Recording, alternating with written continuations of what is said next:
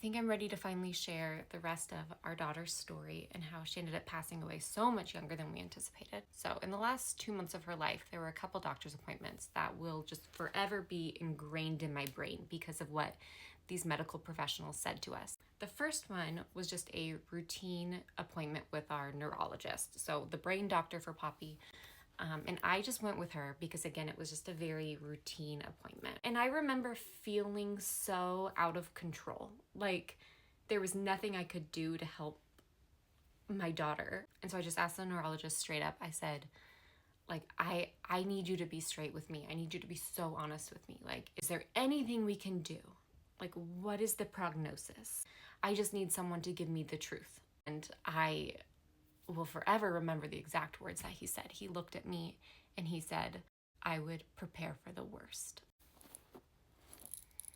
And then the second appointment that will always stick with me is the palliative care team. So Poppy wasn't doing so well. She had her 2 feeding tubes. She was having some labored breathing issues. And she had a few things kind of going on with her eyes that we weren't sure if it was seizure activity. Again, this is a few weeks after that neurologist appointment. So I feel like we were just seeing regression happen way too quick. It was freaking me out, you guys. A palliative care team, it's not hospice because, again, we didn't think Poppy was at the end of her life. It was just these doctors who were to provide comfort care when there's no solution.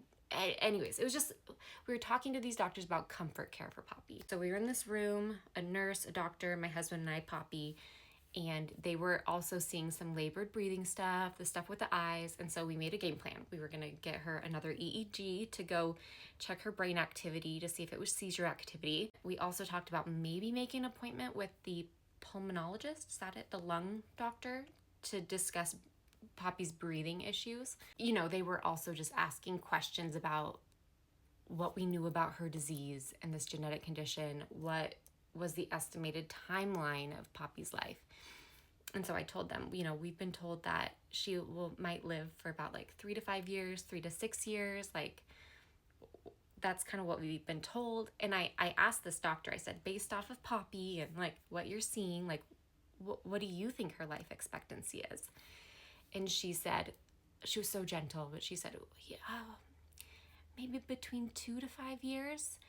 And it was the first time out of anyone's mouth that 2 years had been said and not 3 years.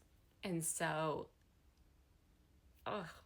like, I just, you know, it's like someone punches you with that information. Yeah, I remember thinking, okay, she said the word 2.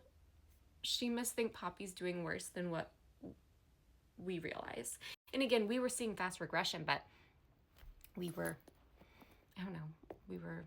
trying to be hopeful. They also talked to us about, you know, we'll have to one day make end of life decisions for Poppy. They said, you know, this is just in the future. There's, you know, kind of paperwork you can fill out, but you know, you might have to make decisions one day about if you wanted a DNR, a do not resuscitate, if she's ever like intubed, or if she needs a trach, or, you know, you kind of want to make a lot of those decisions up front, they were telling my husband and I. It was kind of just like something to think about in the future, but something to think about.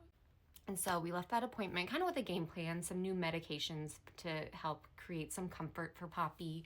And I just remember on the car ride home, like, Poppy was asleep in the back seat, my husband and I were in the front seat, and we had a very brief conversation. And it only needed to be brief because we immediately knew that we were on the same page. We talked about, what do we want for Poppy's life? Like, would we want her to ever have a trach? Do we want her to ever live needing support to stay alive? Would we ever want her to be resuscitated? My husband and I both knew we didn't want those things for her. Like, we wanted Poppy to live forever, but not at her expense.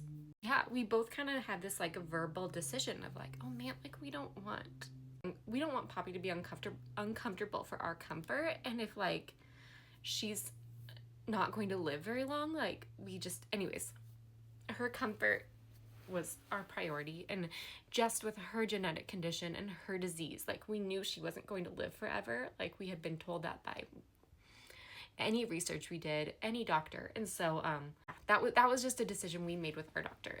our doctors. And again, it was all just verbal. There was nothing ever on paper. And obviously, like, we would make different decisions if there were different circumstances. What's crazy about that is, like, you know, we were driving home in the car from this appointment. We had this like extreme conversation that made me feel nauseous and sick. So much anticipatory grief.